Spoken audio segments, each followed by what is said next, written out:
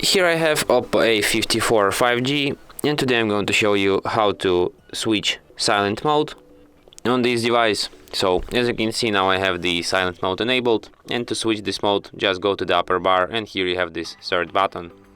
This is the volume mode. You can enable or disable silent mode here just by tapping on this button. Or you can do this when you have this notification panel, and here you have this button too. Here you can switch this mode, and it works exactly the same way. And that's it. Thanks for watching. If you find this tutorial useful, don't forget to hit that like button and subscribe to our channel.